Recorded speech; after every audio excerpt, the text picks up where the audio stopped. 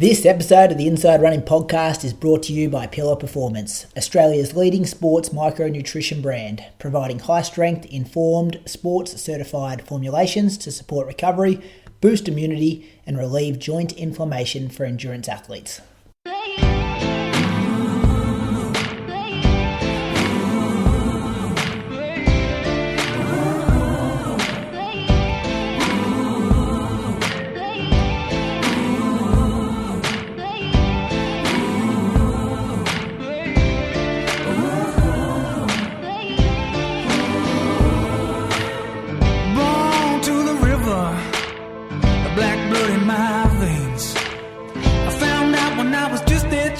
Being a skin can bring you so much pain. Now I hear you say you got the best of both ways. Won't you come and take a walk in my shoes and tell me if you take my place? Under cover of my skin, I've heard all your names. If it's all the same, I'll keep on walking.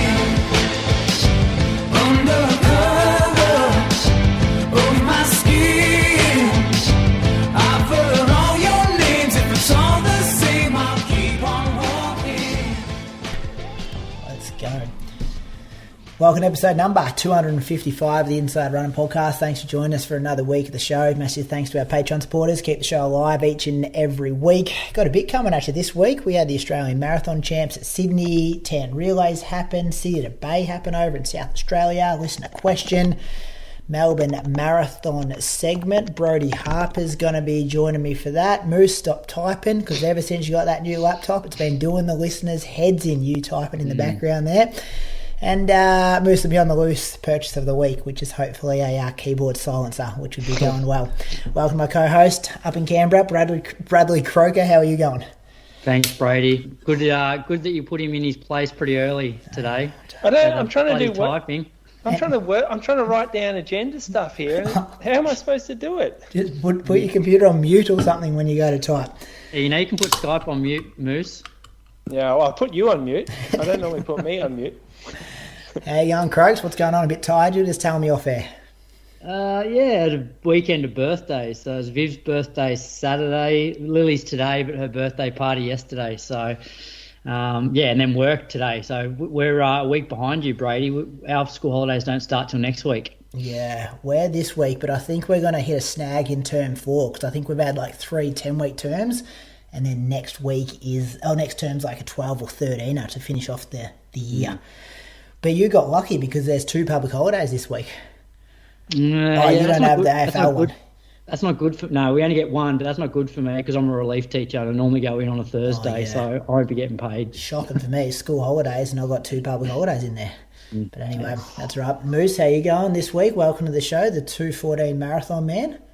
I've been hearing from the teachers that they're not happy about these public holidays. Shocking, isn't it? You get 2 public holidays and they fall in your yearly holidays.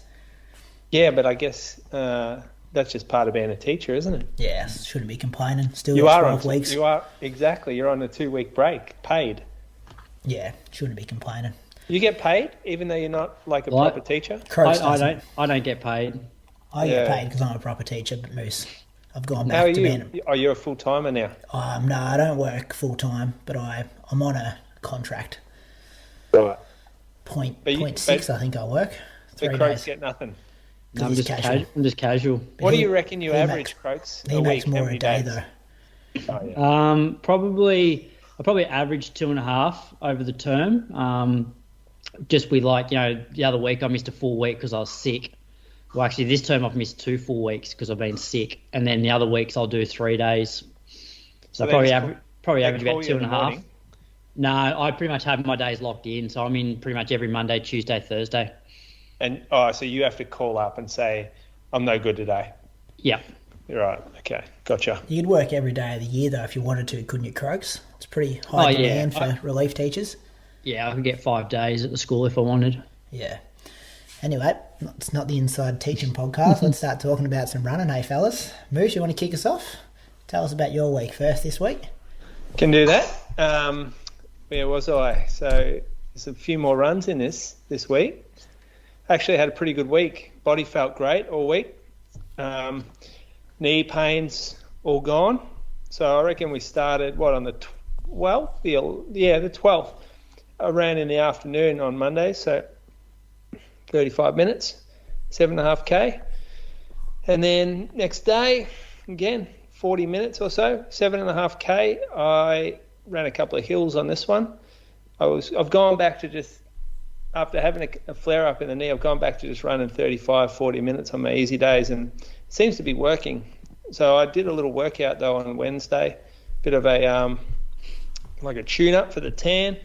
So this is like trying to hit a couple of different paces. It's an adjusted moose fartlek, but it's also a bit more threshold. So it's 3 by 5 minutes steady. And for steady, I was kind of aiming for about sort of half marathon effort, and then a minute jog, then a minute solid, which was more like 5K, 3K effort, and then a minute jog after that. So I did this in the caravan park. I wanted to run on the road, on a pretty flat road. I didn't want to go over hills, so I just went on the loop. My splits were, first 5 minute was 3:22s, 3:02 for the ones, 3:19s, then 3:04s, 3:15, and 2:51s. So I actually felt quite good during this workout, and it gave me a bit more confidence for the tan, knowing that I could hit sort of 3 minute K pace if I wanted to. And yeah, I mean, it wasn't a hard workout. Sort of jogged off fine, and the body, most importantly, felt good afterwards.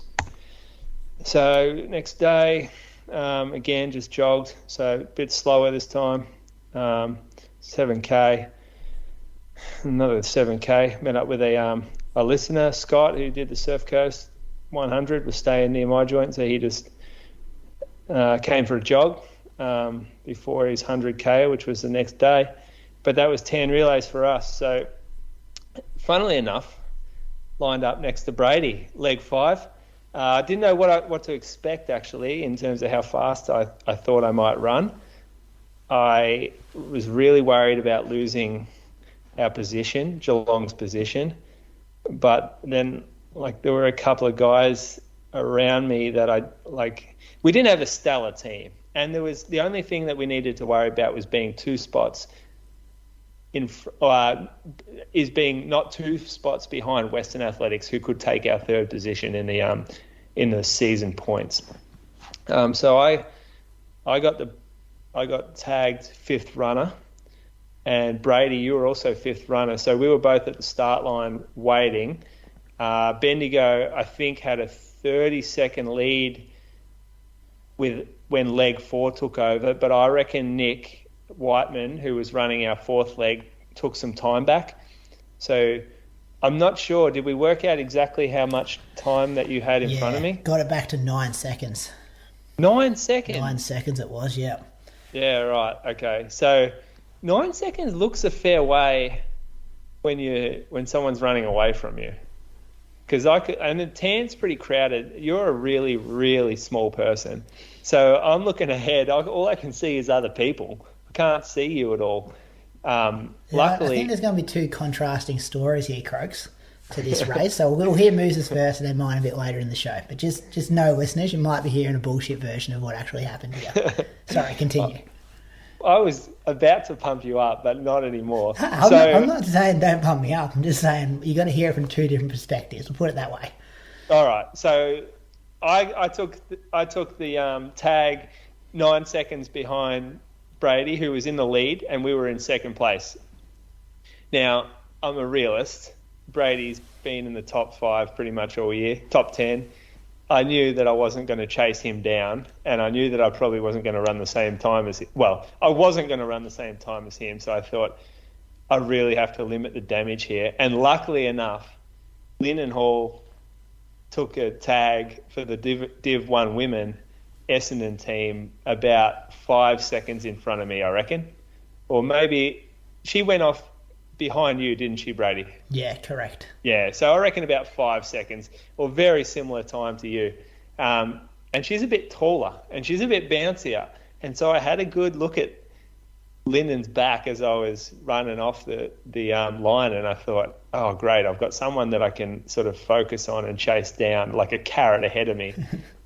and then that carrot started getting further away from me, down on the bottom portion of the tan. So you have 800 metres pretty flat before you turn right and head straight up Anderson Street. But it starts climbing a bit earlier than that. Before you hit the corner, there's a bit of a false flat where your heart rate goes up and things get a bit harder. And then you hit the hill and it's like, okay, this is pretty steep. I always forget how steep Anderson Street is. And then so I got to the bottom of the hill and I'm like, shit, these guys... Lyndon was sitting right on Brady at that point. I'm like, what's happening here? Is Brady going really slowly? In my head, I thought, I wonder if he knows that's Lyndon and not me. And then I thought, geez, Lyndon must be on record pace here because I've checked my watch and I'm not going that bad. I think I was at like 3:10 at the bottom of the hill. And I thought, oh boy, this is going to get interesting. But by the top of the hill, you had really separated from Lyndon and I actually couldn't really see you anymore. But I could see Lyndon, and slowly Lyndon came back to me. So I reckon I caught her about 1,500, 2K maybe. And by that stage, we were sort of hitting a downhill for the last about K, I reckon. And my legs were ticking over all right, but I couldn't get fast enough to really... hit the pace that I wanted. Aerobically, I was okay, but it was just more my legs weren't ticking over enough. And I've done no work at that pace, so I didn't expect it. In the end, I ran 11:46, I think, 11:46, and I'm pretty happy with that. Like, it was the fourth score on the Geelong team, so we had Toby, Ben Moynihan, Nick Whiteman, and then me. So I outscored a couple of other guys who have beaten me during the year. Geelong came second in the end, so we held our position on the leg, and it was a good day. I had fun out there. It was great. The Tan's an awesome place to do a relay because it's so quick, and you can see everyone on your warm up and cool down, and yeah, good vibes. Yeah, Sunday. It was a good run from you. Like when you look at what the work you've put in over the last 3 months. Yeah, a bit surprising. Yeah. But team brings it out in me. Really like the team aspect, knowing there's a bit of pressure on giving up a lead. And I tell you what, there was about 3 or 4 blokes in Div 5 that would just iron me off. Like I was the last one picked for Div 1. So all these Div 5 blokes just looking up going, I reckon I've got him. I reckon, we're going to make him look really stupid by running 10 seconds faster. So I had a lot of pressure from that angle. Did any of the Div 5 guys run quicker than anyone in Premier Division? No, but it was like 2 seconds different maybe. Good team selection though, that's good. Yeah, it was pretty close. But yeah, got it. We nailed the team selection. It's a bit of a round table, our selection. Goes into a few message groups and comes out at the end with a selection, and I think we got it right. Run Sunday, I did 15k in the group, ran down along the cliffs in Aynslee, pretty much leg one of the Surf Coast Century, like a big portion of it. Out and back with the group, the guys had a workout. This was actually a really nice little run. I felt great, like my legs were up and about, and I had no soreness really, just a bit of DOMS from the race. So I ended up hitting, I'm going to say like 68k for the week. But the best thing is my body feels good. And like I'm getting motivated again.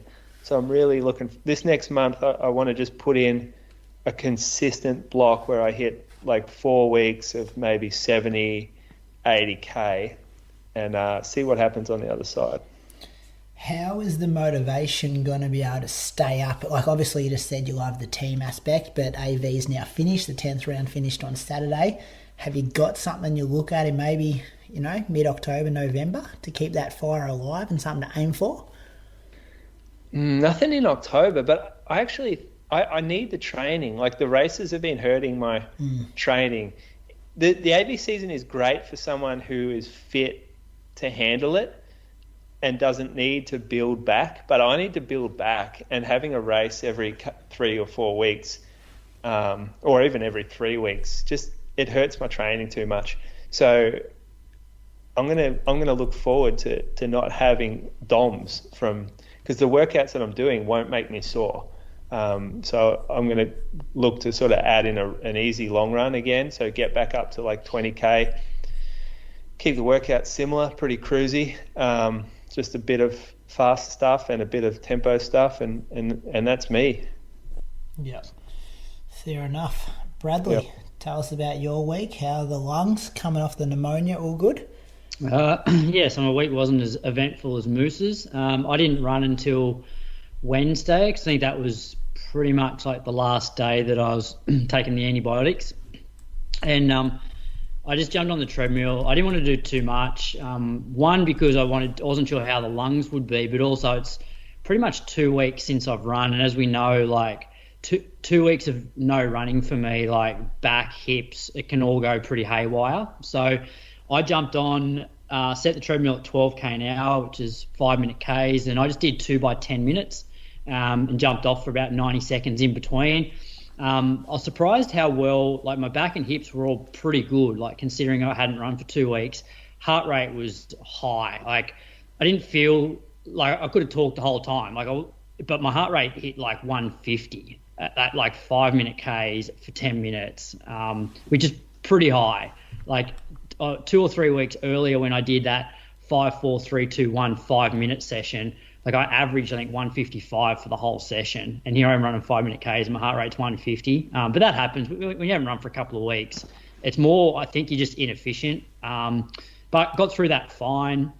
Next day I jumped on the treadmill again. Was going to just be guided by heart rate again. So if my heart rate, got back up to sort of 150, I would have taken a break. But in the space of a day, like my heart rate was way lower. Like I averaged 136 for 30 minutes at 5-minute Ks. So I don't think I even cracked 140 a day later. So that was good. Next day, did 45 minutes on the treadmill, same pace, 5-minute Ks. I think I wore the heart rate strap, similar sort of heart rate, mid-130s. And then the weekend, bumped it up to 60 minutes. Also went from like 12K to 12.5K an hour on the Saturday, which is like 448s. And then yesterday, did another hour on the treadmill, 13K an hour, which is 437s. So, 44.5K for the week. And today was the first day that I ran outside, and running outside was much harder on my body. So I'm not very fit. Slowly trying to, I guess, build consistency again. Like just looking at my towers since Gold Coast, it's been pretty shit. Like, it was basically 2 weeks pretty down after the marathon, which is to be expected. I then had 1 week of training, was sick for 2 weeks, strung together 3 weeks of training, and then I've pretty much missed the last 2 weeks. So, it sucks coming back again. Yeah, I'm just looking at them now. Those 3 where you're just rebuilding nicely, back up to like 150, 160, but then pretty much nothing for 3. Today was very much like January, where you go out and definitely from a cardio point of view, I was fine, but my legs were just felt banged up, and my hip flexors and my adductors were starting to get like just tight, which like that'll go away, but it's just it's just frustrating. It's just frustrating. You've been sitting down lots because you're sick. I haven't been moving a lot, but that's why I was surprised by my treadmill runs actually felt really good, and I'm glad that I started by doing 4 days on the treadmill, because I came away from it feeling actually pretty good about how I was moving. And then tested the waters today outside, and it wasn't quite as enjoyable. Because of the hills, you reckon? Just different motor pattern, I suppose, as well. Plus, and just after work, I was a bit, just wasn't moving quite as well. But it'll come back. Yeah, and like you've still got a good 12 months behind you. once you string 3 or 4 back together. Yeah. Do you know what I mean? It's just different if frustrating. you'd hardly ran over the last 8 months. Oh yeah, like I'm sure in two weeks I'll be I'll be going okay again. Like I was probably going to meet up with one of the guys I coach tomorrow and just join him for his session. Just to break up the jogging. But it's more just frustrating when you're in this cycle of like, a couple of weeks, then you get sick, and then a couple of weeks, and then like who knows? Like, do I string together another 2 weeks now and then get sick again? Like, But the positive was my knee. I haven't noticed my knee since I've started back running, and before I got sick, I'd sort of noticed I'd started to notice the knee before 60 minutes of running. So that's a positive. Have you looked into or any more about Japan getting in their news? Because you still got 11 weeks, don't you, if you want to do Foot World Cup? No, it's 10. It's 10 this weekend. I won't be going to Japan. Okay. It's Hobart and Jan. Yeah, probably not that either. But Houston. I can't justify spending money to go to Japan when like it's 10 weeks away. I haven't run for the last 2. It would just be no. Take the kids, mate. Take the kids. Go to Japan. Give it 2 weeks, Chris. Give it 2 weeks. I won't be going. I've made my call. I'm not going to Japan. He smacked 2 hours in Mulligans in 2 weeks' time, and I reckon reassess. I think I've pretty much written off the rest of the year. I think I'll just be chilling till the end of the year, and then it's September. Yeah, Heaps of months left. We go through this conversation most months. I don't give a shit. We'll get him. Don't give a shit about racing, to be honest. I just want to get back to covering the ground well. Yeah. It could be next week. Cover the ground next week. Yeah, could be tomorrow. You'll be surprised how quick it comes back. Yeah. That's your week. My week, yeah. So what I did 60 minutes on Monday, 4:32s, and then 7K in the afternoon at 4:33s. Tuesday, met up with Archie. We did some 2K reps around that 3:14, 3:15 pace. We often do this pace on Tuesday, off a minute jog. Still cold. I felt like -2, I think it said on Strava, for like mid-September. So I shouldn't be complaining about it because I'll be complaining soon that it's too hot. But usually it's warmer up here at this time of the year. Fun workout. Like you feel like you're covering the ground well without putting your body under too much stress. 1 minute recovery is plenty of time to kind of hit that pace. He did 5, so I did the last one solo. And then 7K in the afternoon. Put a bit of a video up on my Strava, boys. Did you see how high the river is? See the Murray River? Didn't click on it. Oh, no, I didn't click on it. Should have watched it. Watched it, boys. Some nice video action there on Strava. Nice little trail action there. I didn't know it was a video, to be honest. I just saw it and I thought, that's a shit photo. It was a terrible Why would he photo. put up this awful photo? But apparently... Don't talk about shit photos, Moose, on Strava. Hey, that's next week. We're going to be talking about that, and I cannot wait. I'm so excited. I can't wait to check Strava every morning and see what he uploads now. But apparently what, Moose? It doesn't tell you that it's a video when you look at it. So is it to only me, on the phone? I looked at it and I'm like, how do I know it's high? I can't really see. It's nearly on the road. No, but you can't really see that from the screen, like the snapshot of it. Anyway, It was confusing. I thought that more time needs to be spent on this, Brady. That's the last thing I want to do, confuse my followers out there. So I'll work on that. Wednesday, got up early to do 2 hours before work, average 4:07s. That was nice, just ticking along. 2 hours is like my new... 2 hours isn't a thing for me anymore. I can do 2 hours and it doesn't feel like a long run, so I'm in a good spot there. Long day at work, but then I did half an hour afterwards at 4:30s. Thursday, 16K in the morning, 4:31s. Listened to Road to Berlin. That was great, Croaks. I enjoyed it. I wish we started earlier so we had more episodes with the great man Christian from Norway. How was chuckling in the last 5 minutes here in the drinks chat and the bets chat. So the bets chat, mate. That guy has so much money. Yeah, I know. Yeah, rich bastard. Took credit for the music too, Brady. I see. The music was unbelievable. He's going to do it. He's going to break 220 because I've just got this feeling. I listened to that last 5 minutes. I was filled with absolute joy in listening to it. And then to go out with a song, because people who don't aren't on Patreon, every week we pick the intro and outro music, whoever hosts it. I think everyone thinks I pick it. So I take credit when we get good feedback, and I blame you guys when we get bad feedback. But Croaks went out with Dreams by the Cranberries. And I'm just like, geez, this is a good song. And I just finished that run with a massive smile on my face. Like, good song, good podcast episode. I'm like, the man is going to break 220. I've just got good energy coming out of that podcast series. And it's going to happen this Sunday night. Our time, his morning time. So, have cooked it, though. May have cooked it. I don't think so. I think you're too hard on in there, Croaks. But we'll talk about that in this week's show. I don't reckon I was hard enough. He needed. It wasn't his time to be hard, though, because it wasn't his week. That's right. Oh, yeah, true. It's your chance to get into him. Question for you, though, Bradley. Cranberries, best song, Dreams, Linger, or Zombie? You can only listen to one for the rest of your life. Which one do you choose? I don't know.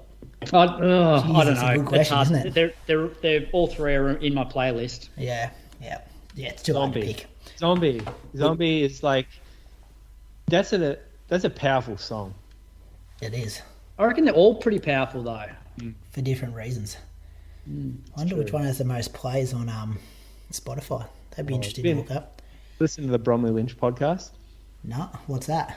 Oh, it's a couple of boys from Ballarat. Actually, Darren Lynch's nephews, the Bromley Lynch twins. So they got a podcast, like Producy do it, and they get guests on like Hugh Van Kylenberg, and there's a bunch of guys that names I know that I don't actually know who they are, like Dylan Buckley maybe. Oh yeah, he's the AFL guy. And who's the other guy like that they always talk about? Yeah, Dylan. Is it Dylan someone? He's on Twitter all the time too. They seem like they do a bit of a circle through all the podcasters. Anyway, they have a quiz, and one of their questions is always, which song has the highest Spotify play count of the, and then they reel off three. Yeah. And it's never the one that you think. But that's the exact question you just asked. Oh, really? Yeah. Zombie's absolutely smashing the other two. Yeah, it has to be. It's the best. It's the best of the three. 792 mil compared to 400 for Linger, and then 271 for Dreams. Yeah. It's a surprise for your Monday night. Anyway, that was my Thursday. Got out for 35 minutes in the afternoon at 420s. No, I'm covering it well when I'm running 420s. Friday, easy hour in the morning. Then 30 minutes in the afternoon. Then we drove to Bendigo, Archie, Glenn and I, because the bus was leaving for the Tan Relays at 5:45 a.m. on Saturday morning. So we couldn't come from Echuca, so we had to go to Bendigo. Filled up a couple of eskies for beers for the way home, and then we got on the bus at 5:45. Got to the Tan Relays. Never really rate the Tan, I think. I think when you don't live in Melbourne, the times don't mean as much to you. But this year, similar to what you were saying before, Moose, I got it all up and about for the Tan Relays. I was excited to have a crack around there. Don't think I'd gone around there for about 10 years. Looked up some old times, spoke about it last week, wanted to try and get into the top 100, wanted to try and get your PB, Croaks, of 11:16. Oh. Which was going to get me in there. Would have been nice to get that. And then the bat, Sandy Buchanan, got us off to a nice lead. I think it got out to about 35 seconds at one stage. And then, as Moose said, we're all in the kind of starter's pen. And Moose was more confident than I was aware that the gap was getting smaller. I still thought the gap was like 35 seconds. And Moose was trying to psych me out, Croak saying, he's coming for me and he's got a rock in his shoe, but that's not going to slow him down too much. And Lyndon's also like hovering around. She's got bib number 1 on. She's also in the kind of starters gates there. And I was kind of pretty relaxed, just chilling, thinking we've got this sewn up. Don't know what Moose is talking about.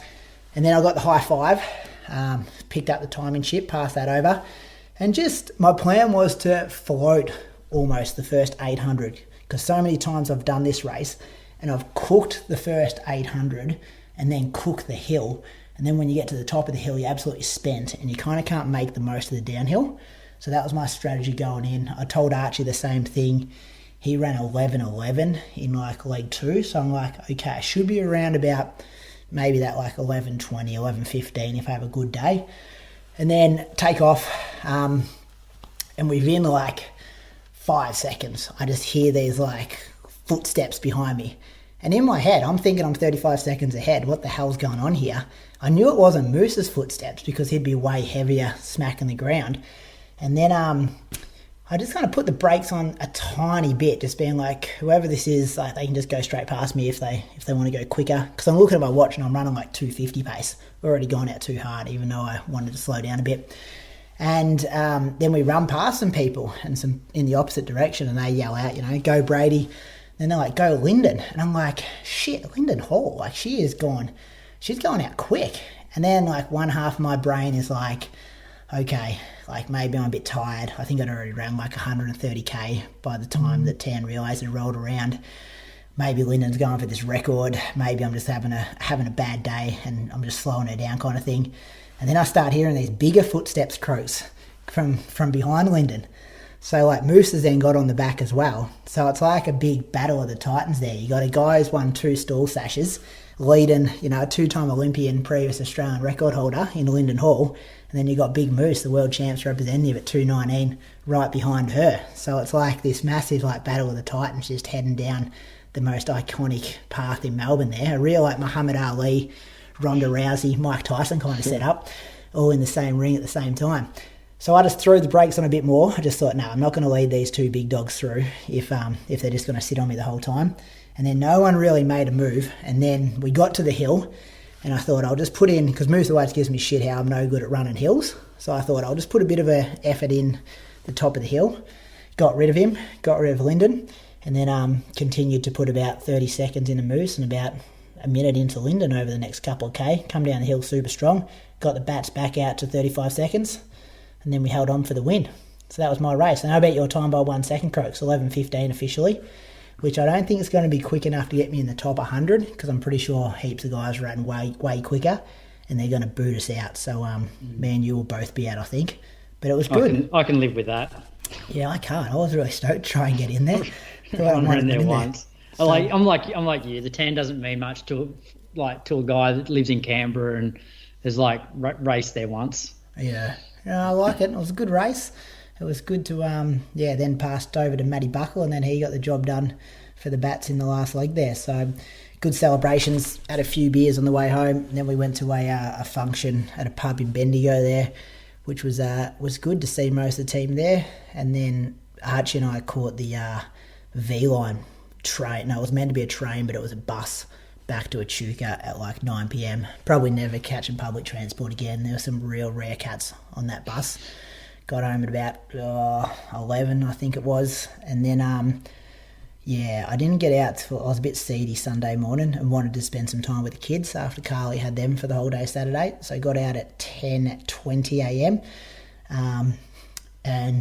First minute, just got hammered by rain. And I was really tempted just to turn around and go home, because I was thinking this is not good for a long run, being a bit hungover and also wet and cold in the first minute. But I got it done. Put a podcast in, put some music on after the podcast, and I did 2 hours and 50 at 4:05 pace. And covering the ground well. Felt great, considering I probably shouldn't have been. I don't know if it's maybe I was activated from hitting the Anderson Street Hill the day before, but I was covering the ground nicely. The last probably 14k, I had a nice tailwind and was rolling kind of like 355s on the way home. And it was a nice little long run. I'm definitely feeling stronger over the longer stuff, which is where I want to take this training on the way to Valencia. Like not worry about that kind of 250, 255k pace in quicker sessions, but make sure I'm hitting 2 good long runs and feeling fit. I want to take on the distance, not so much the speed. That's my issue. So what's on that run, Moose, the day after a race? Hungover? Oh, mate, this was... You can see my comment. You can see my thoughts in the comments. Yeah, what did you say? Attention seeking. I didn't even name the run.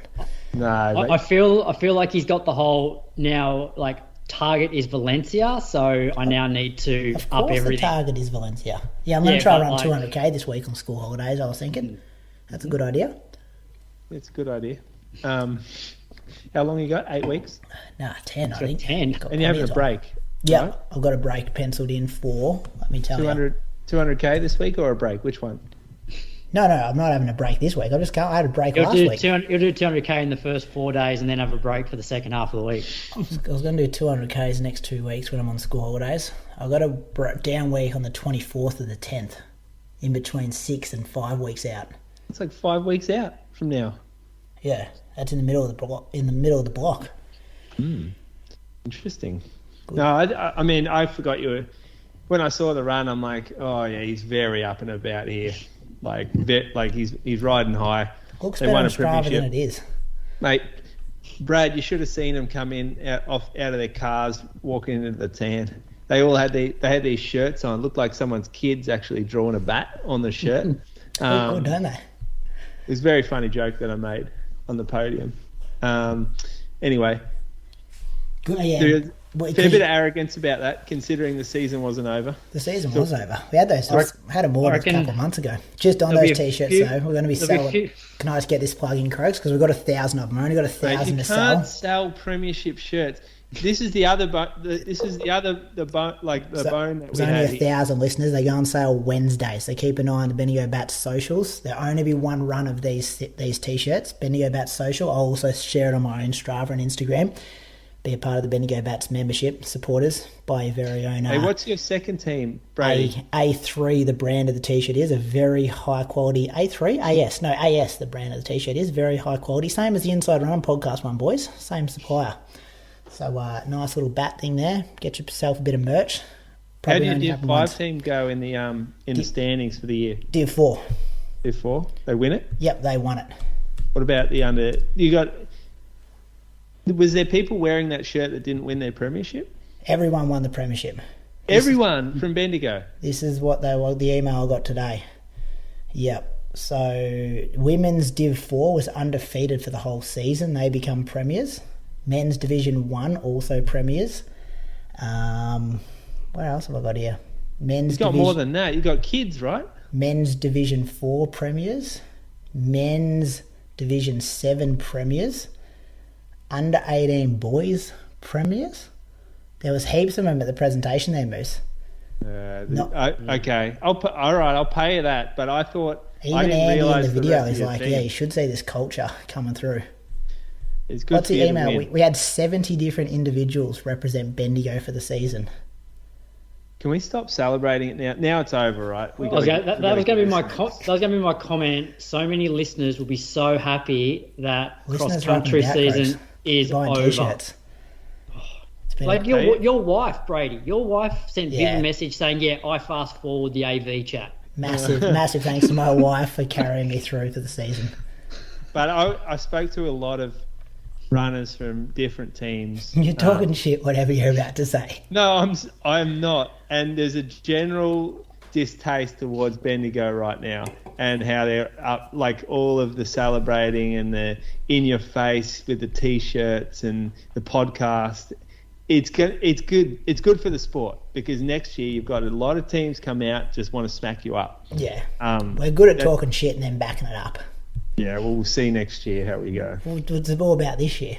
I don't care. I mean, I'm living in the moment, Moose. Not worrying about next year yet. Congratulations on your win. Thank you. Let's move on. You won't hear from us until April when we win Giles Park. Thank God. Think I'm having a few off. But yeah, listeners, keep an eye out for those t-shirt sales. Let's thank some Patreon supporters, boys. Who's going first? I'll go first. Quality athlete, George Phillips. I believe George lives in the UK. Came 24th in the Great North Run, was it 2 weeks ago? 67.43. Runs for the Knots Club. He's run 2:24 for the marathon, which he did at Manchester. I believe that was his debut.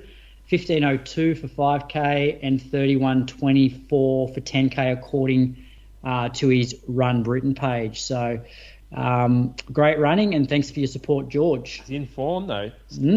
That's by far the best result of those PBs. Yeah, smack that marathon next time he does one. Wonder what he's got coming up, because Manchester was earlier in the year, wasn't it? That North Run though, asterisk next to that. It's more like a Boston asterisk though, isn't it? Yeah, asterisk is asterisk, mate. Yeah, that's true. Who you got, Moose? Who you thinking? Will Pearce. He's from Horsham in the UK. That's a funny place to put a Horsham in UK.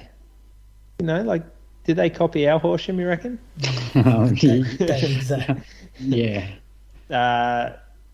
Great at tracking shoes. Has a pair of the pre-next percent. What's that mean? Pre-next percent. Oh, I was hoping you were going to tell me, actually, because I've seen these next percenters getting around. Or maybe the Alpha Flies, but they got like quotes from Prefontaine on them. Have you seen these? I saw him on his profile today, and I'd seen a couple of other people putting them on Instagram, and I thought it was an actual thing. So it's got like... I haven't seen him. Yeah, type his name in Strava. No, chuck a pic in the group. Okay. Maybe he's going to debut in London in a few weeks. Run. Maybe he is, based off his training, you reckon? Yeah, I think so. 16:25, 35:11, targeting around 2:45, Brady reckons. So just getting his carb load specifics sorted. We've moved on to LinkedIn here. Experienced researcher with a demonstrated history of working in the pharmaceuticals industry. Whoa, big bad wolf. Pharmaceuticals industry. Big pharma. Big pharma, yeah. Well, if he's as marathon fit as he is his 5K, he should be able to run a fair bit faster than 2:45, I reckon. 16:25. Have a look at these shoes I'm about to send you, Moose. They're coming through now.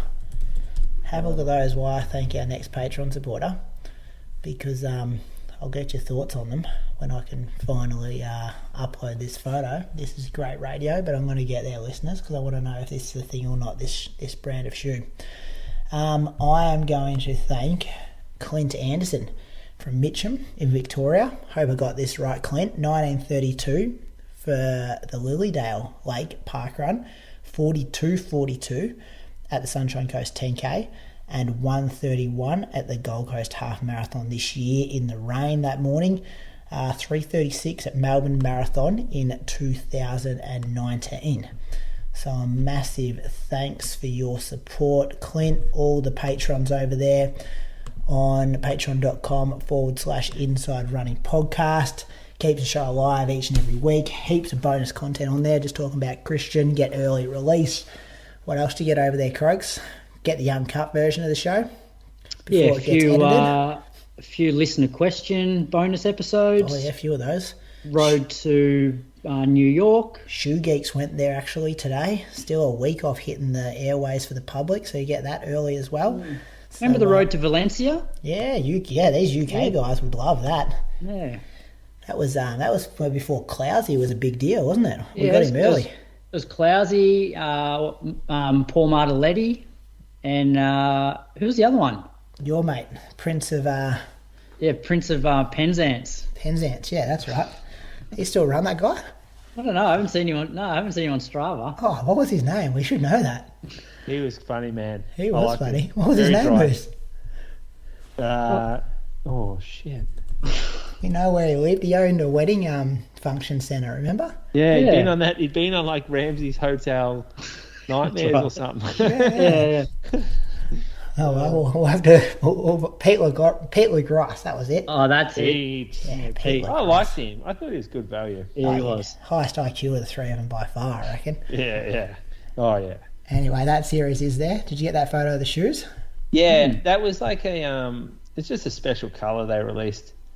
Like, it's a very ugly shoe. I'm going to be real. Like, it's a very ugly shoe colour. So is it like a Prefontaine like version model? Oh, it's just a quote on there, I think. Yeah, it looks like it is, but I didn't see it. I didn't see this come out. I think it might have just gone online only. Okay.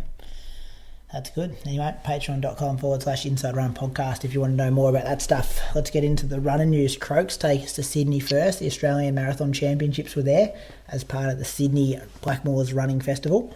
Yeah, so we'll start with the Australian marathon results as opposed to the overall winner. But in the Australian Marathon Champs in the males, Reece Edwards was first in 2:17.24. I believe he's backing up in a couple of weeks and doing Melbourne. James Nipperess was second. This is his marathon debut, 2:21.47, and Aidan Hobbs was third in 2:23.24. In the women's, Regina Wright won in 2:47.40. Heidi Griffiths second, 3 hours 20:46, and third was Adrienne Dickson in 3:24 flat. In the teams events, Queensland. Hold up. Yep. Let's go back a bit. You're saying the Australian Marathon Championships. Yeah. Third place in the national championship. Like, nothing against these ladies, but third place ran 3 hours 24 minutes. But as we said, Moose, last week, the championships got announced the week before the championships. So that's always going to, limit the amount of people that are in the field. But yeah, I know what you're saying. There would have been Australian women in front of that time, but you have to be registered with an athletics club and stuff too, don't you? Yeah. And nominate for the Australian Championships, yeah. Yeah, so it's like even if I was to have raced Gold Coast, because I'm not a member of a club, I wouldn't have been eligible for any of the Oceania stuff. You got to nominate for the championships? Because I'm not a member of a club, yeah. I think then you got to be nominated through your state. Oh, so say Emma Smith, random lady, is a member of Athletics Jewel in Geelong, goes and runs Sydney in 2 hours 50. If she hasn't put her hand up and said, I want to nominate for the Australian Championships, she doesn't become second in Australia?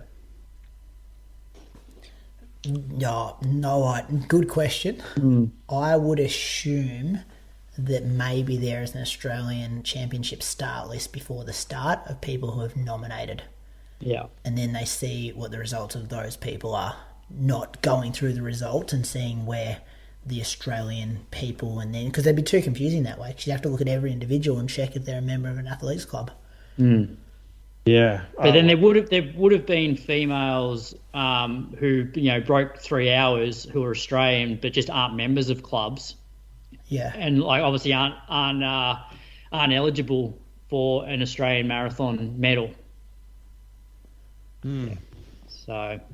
Anyway, it's a shame, we spoke about it last week that, there's no way a national marathon championship should be announced 2 weeks before the event. We all know how long it takes to train for a marathon or be interested in training for a marathon. This is something that should be out months in advance, not weeks. So this is reflected also in the teams event. So Queensland won the men's with 10 points. New South Wales was second with 11 points. There was no bronze, and there were no women's teams entered in the championship. So, pretty sorry state of affairs with the Australian Marathon Championships. Yeah, that's sad, isn't it? Mm-hmm. It should be a year, really. A year is a good amount of time so you can plan around it. If someone is going to take a national championship seriously, like they should, you need to know marathoning. That's how far you need to know in advance to plan a year. Yep, agreed. With the allocation of the points for an Australian Marathon Championship, does Reece's 2:17 mean anything? Oh, I have to go into that. Didn't we have a look to see what a national champs was worth last week? It was I sent that through. Was it 70 points? I said, but I actually didn't know what 70 points meant. No, I thought the 70 points was maybe was that the Oceania champs? Maybe it was, yeah. I think you still said it was something pretty significant time-wise. Yeah, I think I did. I think it worked out if someone was to run, what did I say? It was about this. It was about 2:17. I had a look through the spreadsheet, and it's in our group chat. But basically, if someone runs 2:18 or so, then it gets cut down to what a 2:13 would be worth. And so at a race where they don't get extra points for it to win the championship and run that time. So it's pretty good for I don't think it will have any weight for Regina at 2:47, but Reece, if he goes and blasts another marathon with say he runs 2:13 somewhere, the points accumulation, the two points together, will be great for his ranking. Interesting. I'll try and find, because they do have the world rankings up. I'll see if I can find out if Reece, if the results from the weekend are up for Reece, and whether, because they do give you 2 columns. So one is basically the points for the performance itself, so the time that you run, and then points like bonus points for being an Australian championship or an area championship. So I'll see if I can see if that result's already up for Reece. Yeah, I found it as well here, that we were looking at this last week, and in our conversation I said it's classified as a B race because the area one is an A. So Oceania was A, whereas Sydney was B for the national championships, and that got allocated 45 points, whereas Gold Coast was 70 points. So Louis, McAfee and Reece have pretty much ran similar times. Lewis gets the 70 points and Reece gets the 45. And you said here, Moose, that 70 points is the equivalent of 2:13.45 if you've ran 2:18.07. Yeah, that's insane. Yeah, but you got to look. So Reece's world ranking points at the moment. So they look at the two marathons that he's run. So in the period he's run 2:13 twice, and both of those have given him 1,105 points. Whereas I think yesterday's run, just bear with me, because that's up how many points he got for that, like 2:17. I think it's like 1,040 or something. Okay. Because he was top 10 as well. I'm not sure if that had anything to do with it. You might get some extra if it's a gold label or whatever it is. So 1,040 he got for yesterday's run. So for that run to be the same as his 2:13, he'd have to get 60 or 70 points. It would take his 2:17 to the equivalent of a 2:13. And that's why it's so beneficial for the national championships to be held at a fast course. Because the point, or the Oceania champs to be held for us, so that you can go and run fast, get the loaded points and increase your ranking to be up there, because running 2:9:30 or whatever the auto time is unrealistic for a lot of us who are trying to, not us specifically, but a lot of athletes who are chasing teams. This is the only way they're going to have to do it. And Sydney's not fast enough for that. I mean, I know guys ran 2:7 yesterday, but they were 2:4 guys. So you need it to be at a fast place. Otherwise, it's not beneficial for Australians. Yeah, because if Reece can go and run 2:13 somewhere in Australia, which also doubles up as an Aussie championship or an Oceania championship, and he gets 70 points on top of that, it takes his 2:13 to the equivalent of like a 2:10. Yeah, and he gets in through ranking. That's exactly right. This is where the conversation goes, because the standards moved to 2:9:30. Yeah, it's become more important. So if none of the fast guys can hit that, it's about playing the point game. But this is also where like AA need to be fair on the athletes and give athletes enough warning of like, all right, where are the Aussie championships? Where are the Oceania championships? But people can prepare for them. Exactly. They're killing it. They're killing the athletes by doing this. Yeah. It's like those ones on the fringe. You really look at this. This is actually a problem, like a significant problem for Australian athletes. And Athletics Australia, like this, I don't know the term for it when an organisation is just totally like cooking it, but this is it. Other notable results there, Moose? Notable results. I just put some stuff underneath there. Sinead Diver. Oh, yeah, okay. So they had a half marathon. Sinead won it in 73:09. Moses Kibet. So the race up front was actually a really good race. We saw a pack of dudes. We had two paces. James Hansen, I think, got to...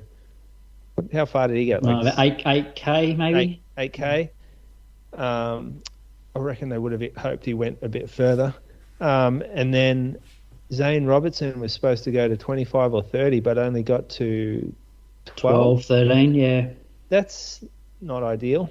But it didn't seem to matter because the times got run. So Moses Kibet, he was leading the race for most of it after the paces dropped out. He was the one who looked like he was doing the most work. He came through and won in 2:07.03, three-way sprint basically through the maze or the obstacle course that was the finish line, and that's the fastest time ever in run in Australia. So that's impressive considering the course isn't very quick, and it was a bad finishing sequence really. We'll get into that later. So in the ladies, Tigist Girma Getachew, she's a 2:19 runner. She's run that twice, I think, sub 2:20. She won the women's in 2:25.10, and it was pretty methodical how she went about it. She just sat, and as soon as she got closer to the end, she thought, start writing that check because I'm coming for it. Which is exactly, you could tell why she was out here. Like there was no fast times. They weren't interested at all. The pace was slow from the start, and these girls are like of the highest caliber, and she came through and made that look so easy. Yeah, she certainly did. Yeah, only one male broke 70 in the half, as Nishizawa Yuma ran 66.17 for the win. Second place would have came 42nd at Burnley, so not a lot of depth in the half. Ed Goddard and Aynslee van Graan won the 10K in 29.22 and 33.51. They had 3,447 finishes in the marathon. And so this was a significant year for Sydney because it was the first of, I think, 3 where they get to put forward a case to become a world marathon major.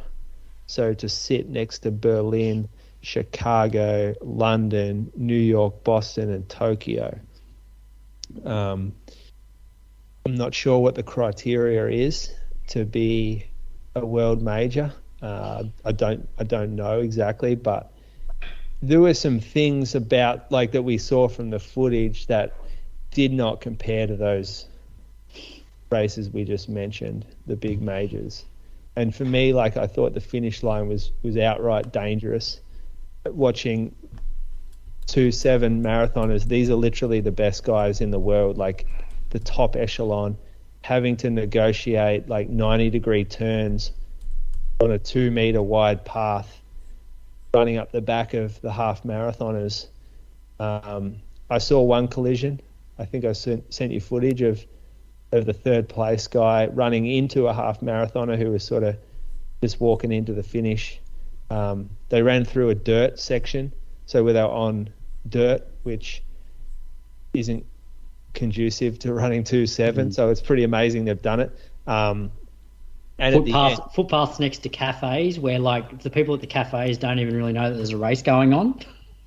Yeah, and then coming down the finish chute, there were no distance markers, and so no one knew where the finish was, and it was a mass confusion in the men's sprint because they couldn't tell exactly how far there was to go, so they were looking at their watch the entire way down, and you could see there was a bit of a scramble. They turned the guy in front, Kibet, turned the last corner, saw the finish tape, and he's like, "Oh right, there's the finish. I better and then they just unleash a sprint."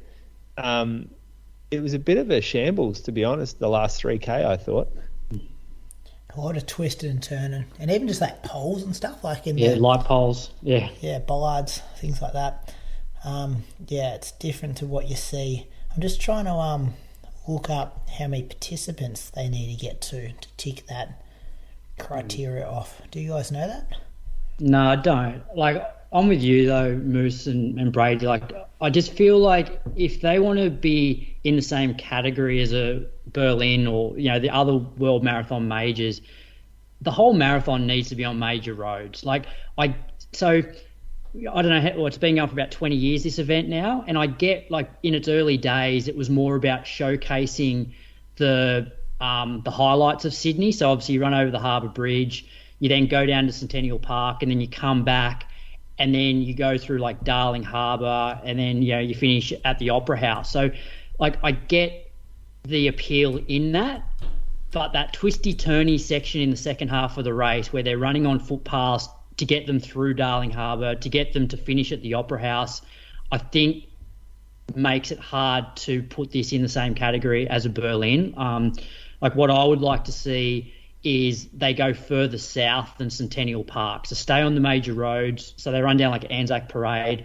Anzac Parade is like pretty flat, and you can probably run another 5 to 10 kilometres down that main road on a major road that's dead flat, and then come back, and you would take all that twisty turny section out in the second half of the race.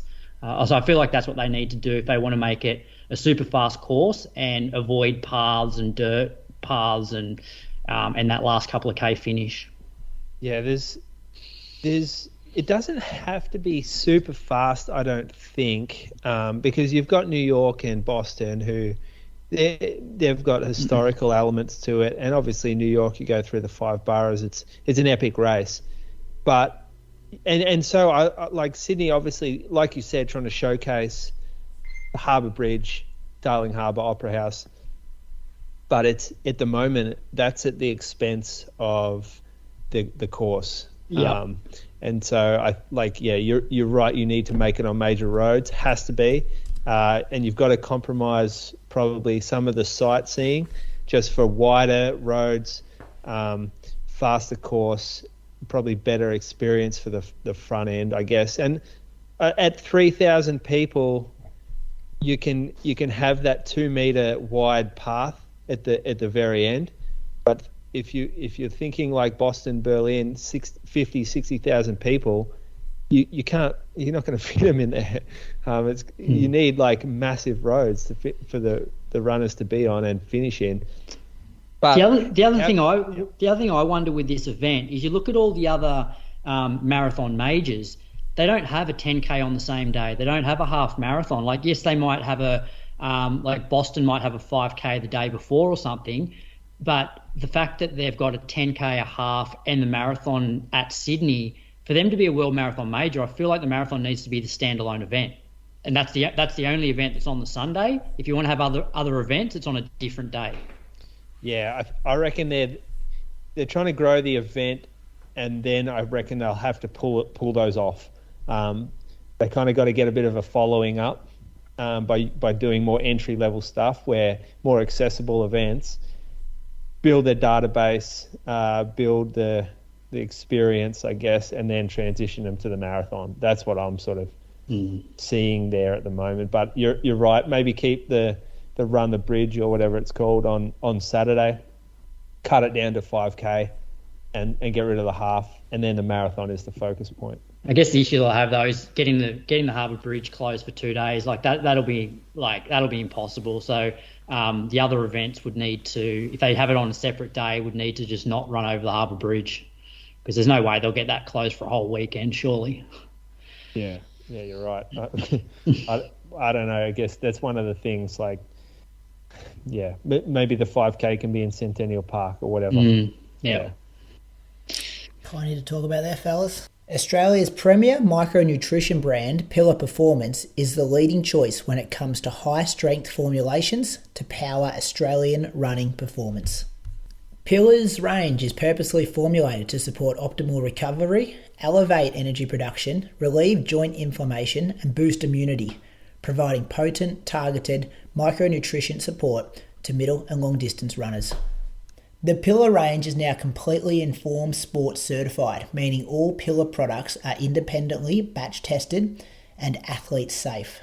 This commitment to quality and clean sport now sees Pillar used by more than 40 professional sporting teams and countless individual athletes across the country. The Pillar team is celebrating the recent launch of their Ultra Immune C powder, an immunity boosting formula featuring a high strength dose of vitamin C, zinc and vitamin D. The perfect partner for a heavy training block or race preparation, Ultra Immune C has been developed in consultation with leading professional sporting organisations to address the specific immunity challenges associated with run-down athletes.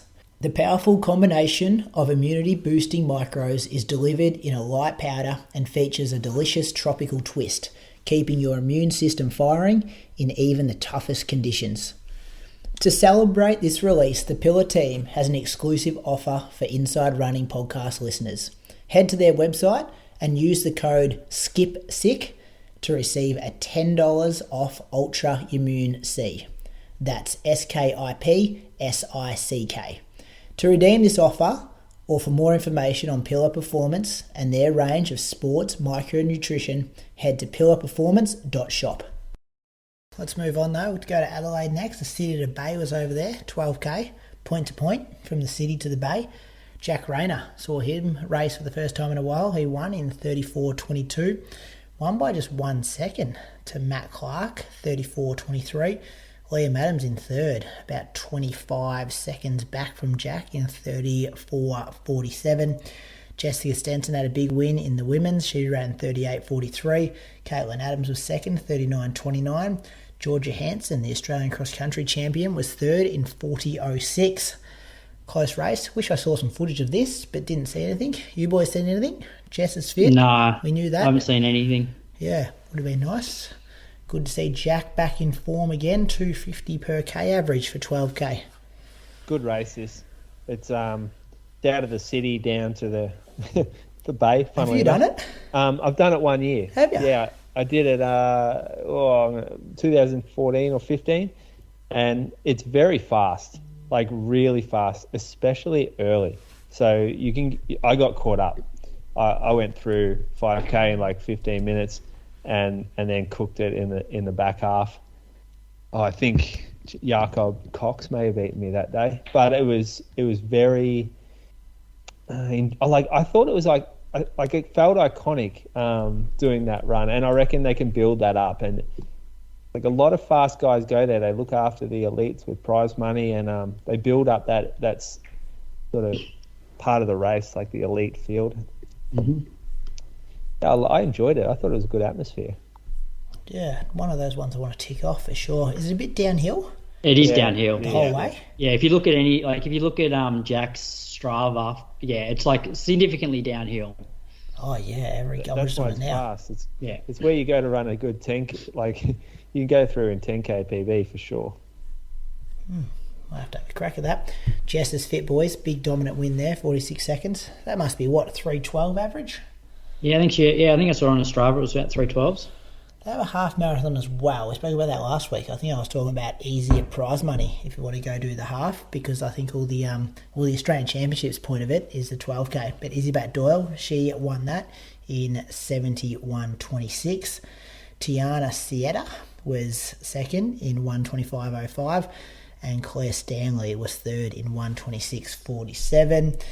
In the men's, Mamu Mutai, he won that in 69.35. Brian Nichols was second in 70.52. Jack Hunter, I reckon he's one of your AH Elite boys, Croaks. He was third in 71.51. So they've got some good prize money in those events compared to, because I think it was the same prize money in the half marathon to the 12. I think the first prize was definitely the same. Let me look that up though so I get it right. So this, as a fan of athletics, I hate this. Like, you've got Izzy Bat Doyle coming back, going up against Jess Stenson, Caitlin Adams. In South Australia, you want to see these girls race against each other. Like, these are some of the best athletes in the country. You've got one race over there, City to Bay. It's iconic. It's special. As a South Australian, I reckon this is one that you always try to get up for. But then they've had another race, and all of a sudden we lose one of the athletes to it. Yeah. And it's disappointing. Like, this is a problem in other states. I know, like, in other events where you spread the athletes around and all of a sudden it dilutes the fields, and you're not seeing the best athletes go up against each other. And that's what happened here. So I was really disappointed to see that Izzy raced the half. And, yeah, she's doing Melbourne Marathon, but I'm not sure whether... I still think racing the 12k just as beneficial as doing a half. I don't have an issue with events putting on like multiple distances. Where I draw the line is for iconic events. So City Bay's been around for a long time, and it's always been just the one race. Or they might have had like a kids, they might have a short distance, but it's always been like the main race is the 12K, and then they bring in like a half marathon, and as you said, it does dilute it. I know they did the same thing here in Canberra. Like the Canberra times 10K had been around since like the 60s, and then when Fairfax started like buying up all these fun runs and adding like a 14K, because City to Surf was 14K, so they thought that every city needed to have a 14K race. There was then a 10K and a 14K, and the same thing happened. It just diluted the fields, and it sort of took away from that iconic event that had been in the town for 40 years. So I'd like to see it's like it'd be like Burnie 10 putting on a half. Burnie 10 is iconic. It's a 10K, and that's the main event. You go there to run a 10K. Did it, Croaks put on a half, and they've kind of done it successfully. Yeah, they don't have the history though. They don't have the history of Burnie, of City Bay, Canberra times 10K. Like still diluted it too. Well, they still diluted it, but I feel like if it's a new event, then that's okay. But for an iconic event that's been around for 30, 40 years, like that should be the standalone event. You make a good point. I did get the prize money I got it right and wrong. The first prize was the same, $3,000, but then in the 12K they went 2,000, 1.5, 1, 500, whereas the half went 3,000, 1,500, 500. Jesus, so someone's run over 70 minutes and got $1,500. Whereas you could put that money, you could pay either more for the 12K or pay deeper.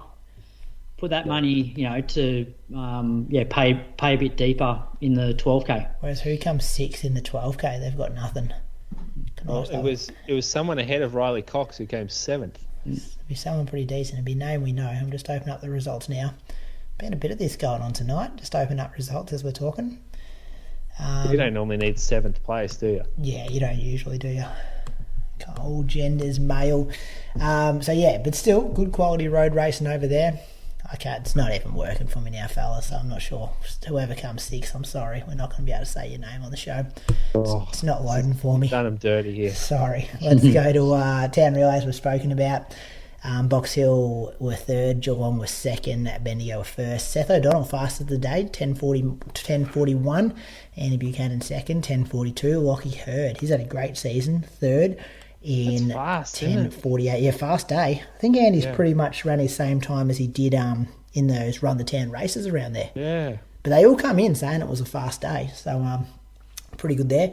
In the women's, Glenn Huntley won. They had 5 legs, 66.42. Box Hill second, 68.49. South Melbourne third, 69.27. Lyndon Hall fast of the day, 12.26. Sarah Billings second fastest, 12.29. Madeline Murray third fastest, 12.34. I think those ladies all ran different legs too, so all kind of doing their own thing out there, but come in pretty similar times. For the year, Glenn Huntley got the win, South Melbourne second, Box Hill third. And then the last bit of news, Croaks. I thought this would be right up your alley, this one. I didn't even know about this until you put it in here tonight. It's amazing, isn't it? I love. We wouldn't have talked about this stuff a couple of years ago, but I like it now.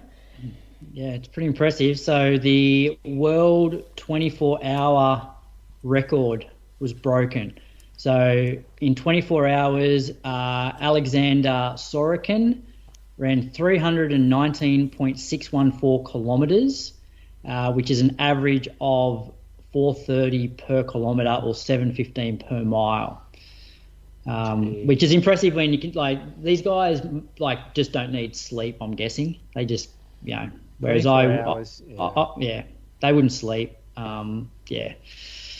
Not if you're averaging 4:30. Shit. It's not like you run 4-minute Ks and have a break. I don't think. I think he was going the whole time.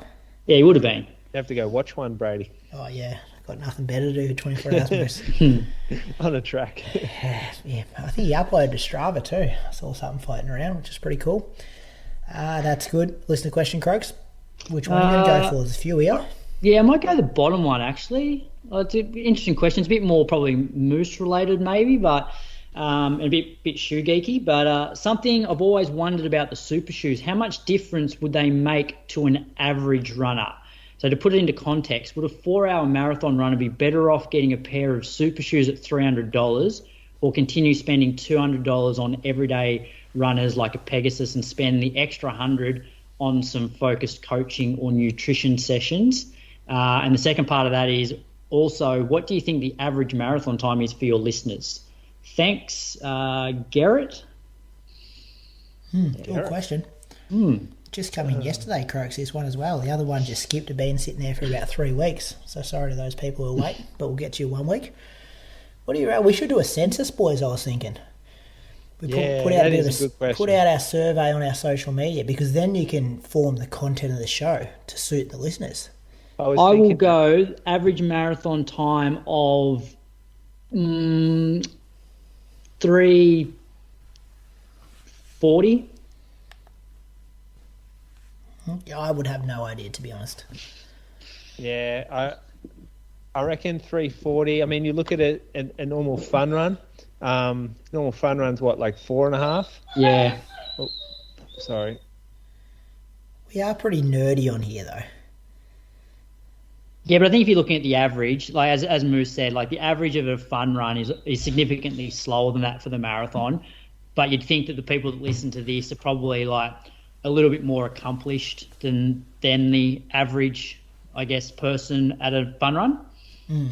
But obviously we just picked a number out of the sky. Who do you reckon the fastest is?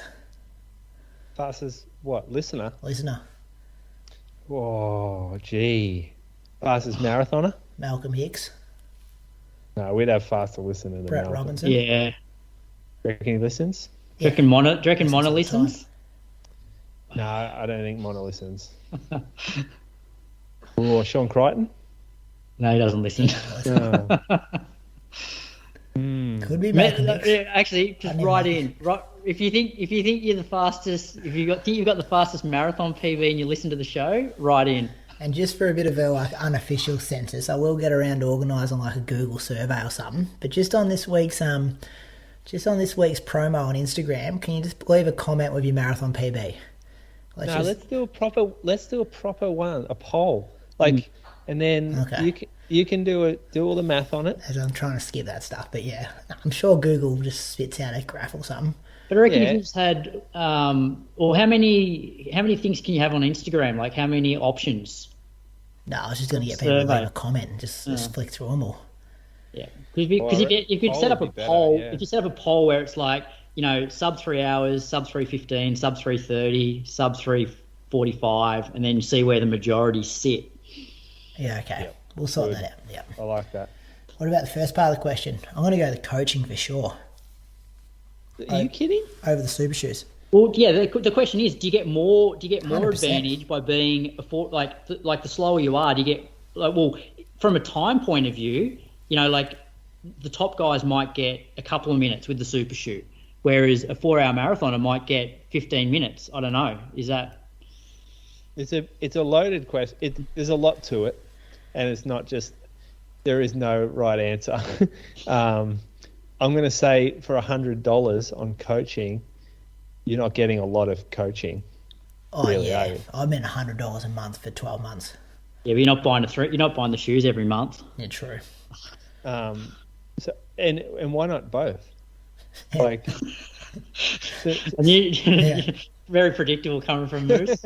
considering next segment's purchase of the week. And considering the guy owns a shoe store and a coaching business. Yeah. We often have this conversation.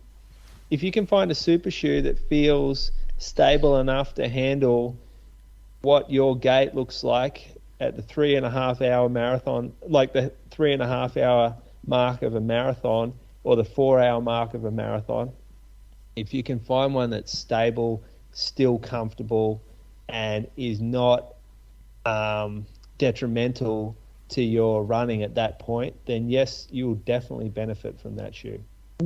Especially when you consider one of the benefits of these super shoes is people's legs aren't banged up at the latter stage of a marathon compared to the old shoes, and you'd have to think that the people that are running 4-hour marathons, like the legs are the things they're going to be beat up even more than the guys running 2 hours 30 because they're out there for so much longer. So if these super shoes can protect their legs a little bit better, then they're going to get significant benefit.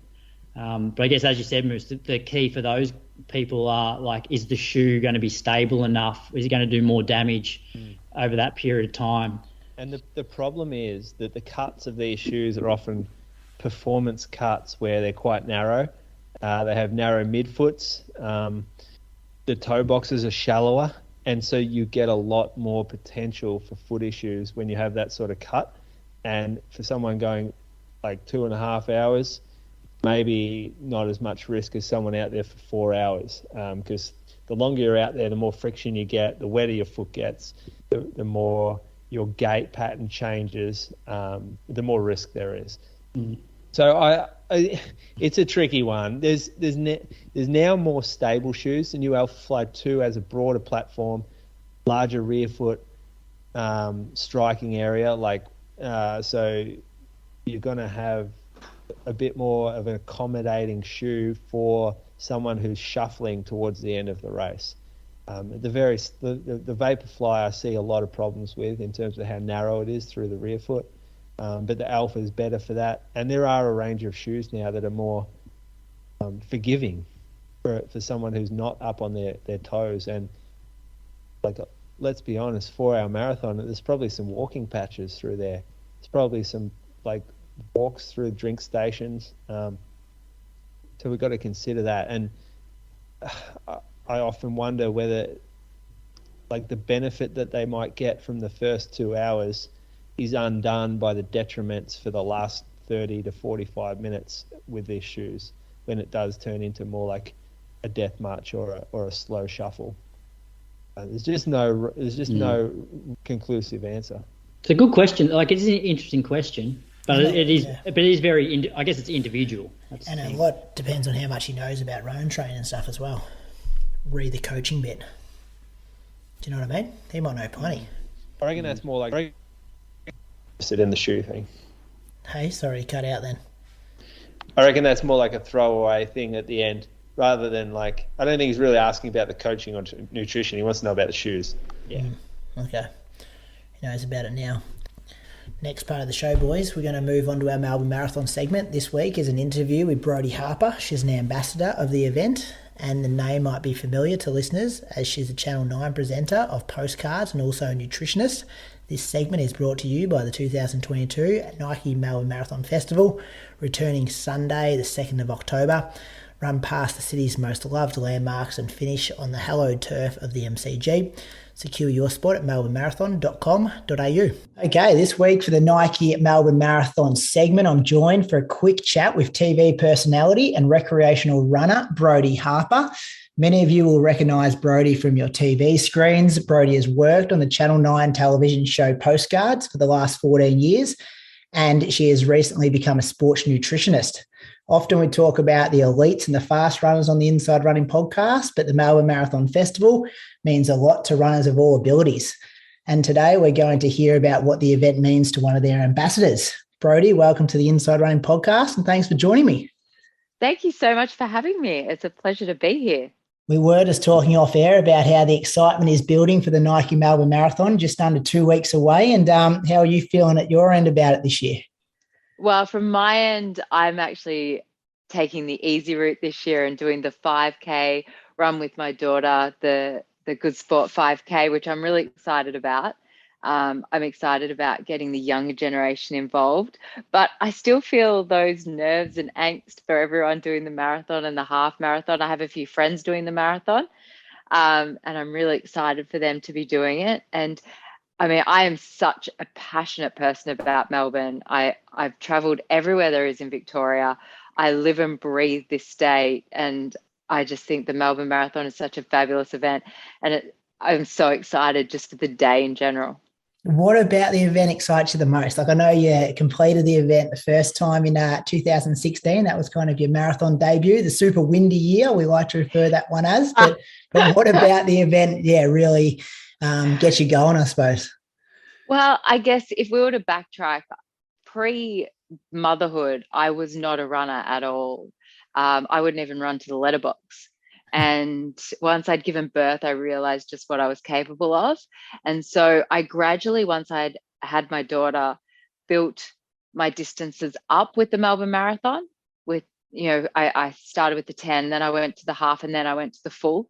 And so it's really encouraged my running. And if the Melbourne Marathon wasn't there, I probably wouldn't be a runner today. So I owe everything I've ever done to the Melbourne Marathon purely for that. And I guess it doesn't matter where I'm at on what year, depending whether or not I feel like running the full marathon, whether I feel like a half, whether, I mean, there's years I've tried to PB a half marathon, and then there was the year I did my full with Melbourne. I think it's got so many options for everybody that is exciting and such an eventful day that you really just want to be a part of. So like I said, this year I'll be running the 5K with my family, and I love that my daughter will get to feel that excitement of being part of the Melbourne Marathon. And for her, 5Ks when she's 9 years old with little legs is the equivalent probably to somebody running a half. And so I love that she can feel that, and I'll probably get just as much from watching her enjoy that as what I would from running a half or a full myself.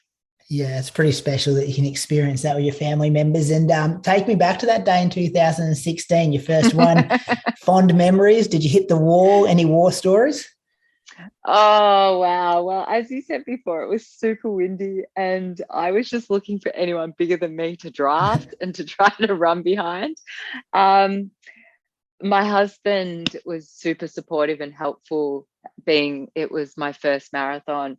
And what I love about Melbourne with the course is that he was able to run from point to point to meet me with my nutrition and to refill my bottles with my hydration. And obviously I'd been training with certain nutrition and certain hydration supplements. And so I wanted to try to stick to that, but I didn't want to, on my first marathon, be lugging around anything. So he would meet me, whether it be in Albert Park and then out on, near Port Melbourne, and he was able to do that, whereas many marathons around the world, it's kind of point to point, and there's not that opportunity for family members to be at multiple spots.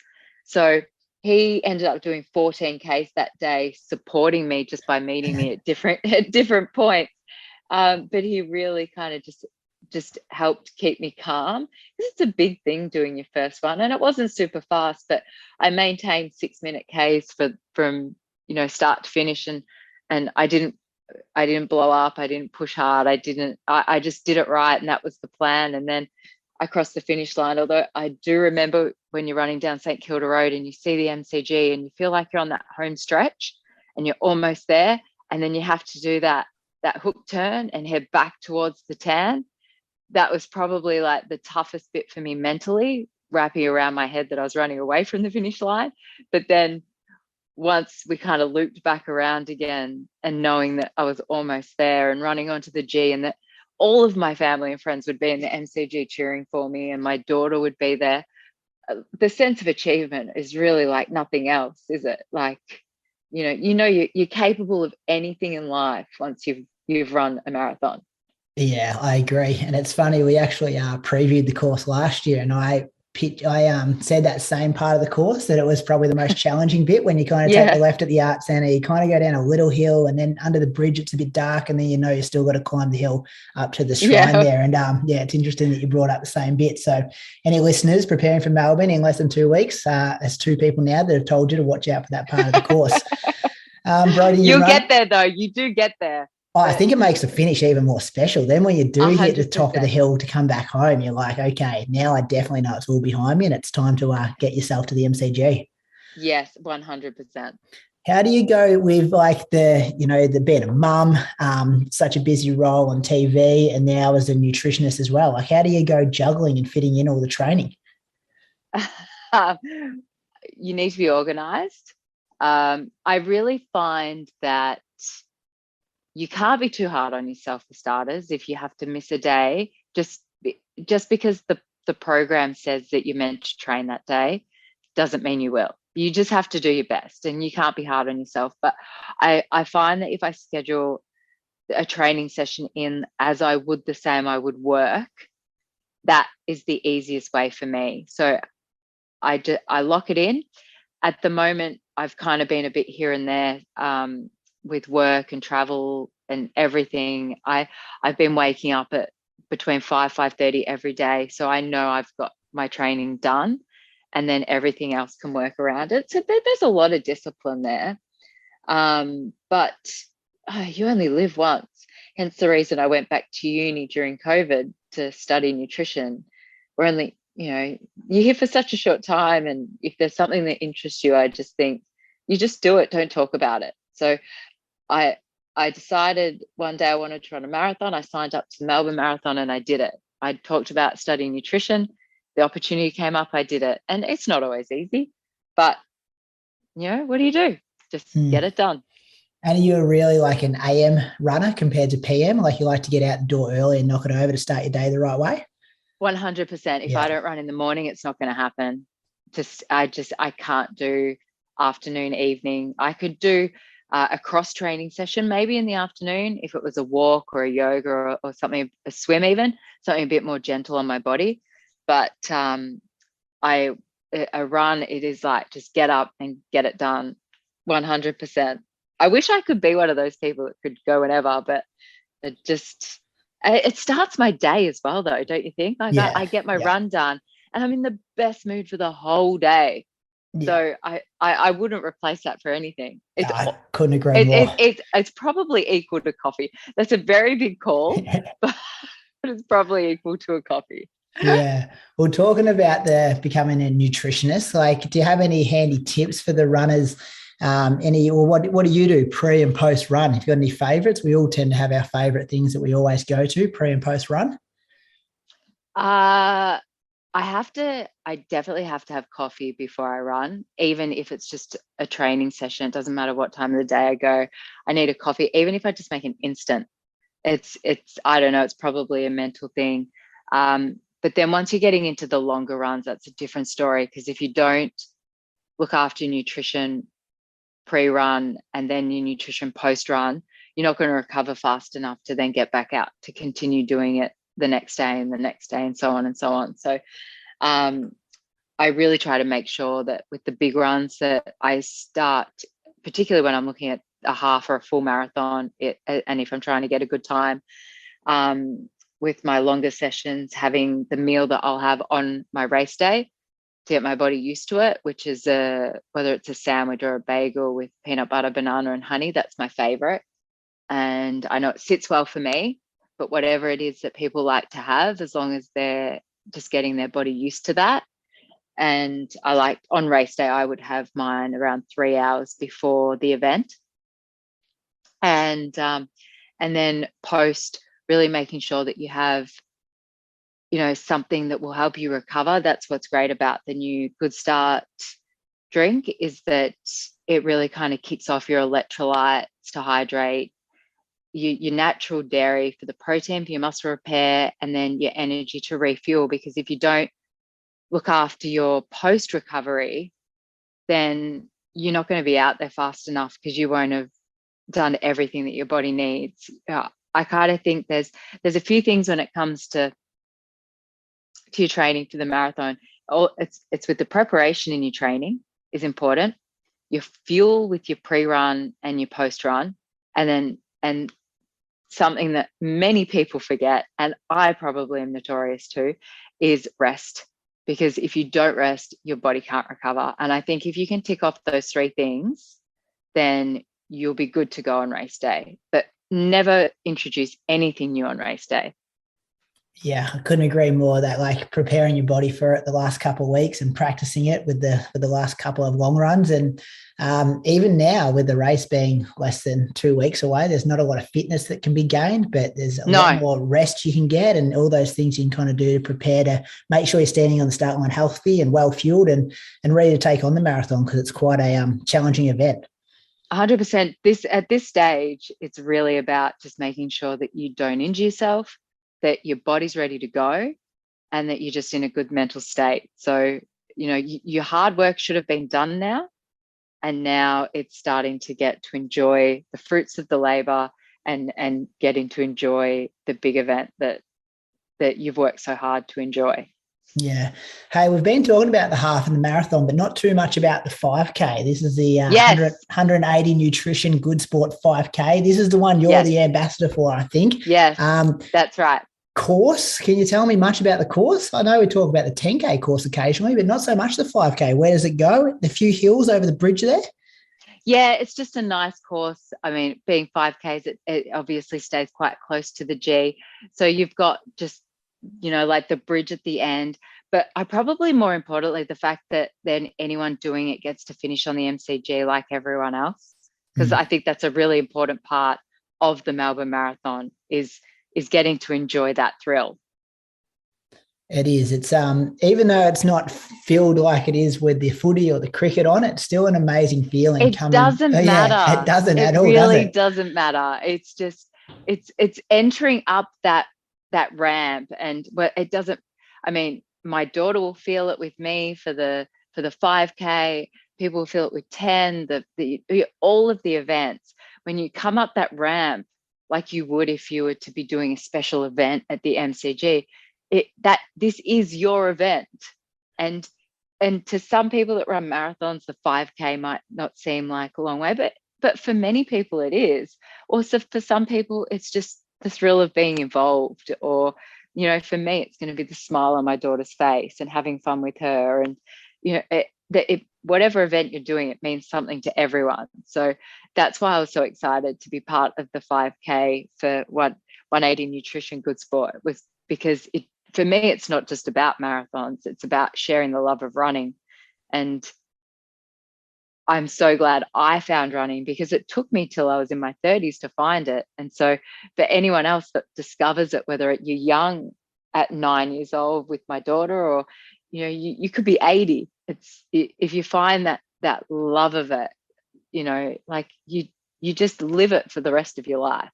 Yeah, and enjoy that last 250, 300 meters when you get into the MCG as well. Look up, take it all in. You know what? Don't hammer the last 250. Just enjoy the moment. Do you know what? I'll probably for once be able to actually enjoy that moment, because I won't be thinking I'm about to die. Yeah, it feels like about 700 meters when you're finishing off the marathon, but hopefully the 5K, you'll be like, hey, this is okay. I've got it under control. I'll probably have the biggest smile on my face for the first time since doing a marathon event. Yeah. Hey, that's going to be super special. That's, I really hope the weather's amazing and you can enjoy that. And, if any listeners see Brody out there, make sure to cheer her on course with her daughter. Yeah.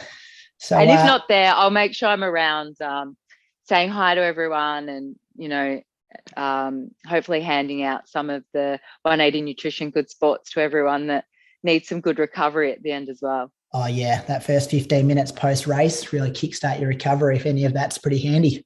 Yeah, 100%. And they're good for that too. And they're super delicious. So it's like a win-win. Chocolate milk and runners, it's a good match. Yeah, I'm strawberry. Oh, really? Yeah, I'm 100% strawberry, but each to their own. Yeah, that's it. Hey, Brady, massive thanks for joining us on the Inside Running podcast this week. There are limited spots still available, so register at the Nike Melbourne Marathon Festival today to secure your spot. It's coming up on Sunday, the 2nd of October. Your city, your run, melbournemarathon.com.au. Cheers, Brody. Thanks for having me. Rightio, Moose on the Loose, purchase of the week. Well, I had some frequent fly points floating around. So I got a new barbecue and I put it together today. So that's kind of a purchase when you use points. We still call that a purchase? Yeah, you're paying for the points anyway, don't you, pretty much? Yeah, but you got to spend that money anyway. So it's like a bonus, I guess. It's like a bonus. It's like a bonus gift with your purchase of other things. Anyway, got this Weber. It's a Weber Spirit 2, it's called. Put it together today. It took me about 4 hours. A lot of swearing, but yeah, got it going. So that's that'll be interesting. Work on our health. Grilled meats, barbecue meat with salad, vegetables. Better than pastas and stuff when you're not running much. Anyway, Moose on the Loose. Oh, there's been a bit going on now with Melbourne coming up.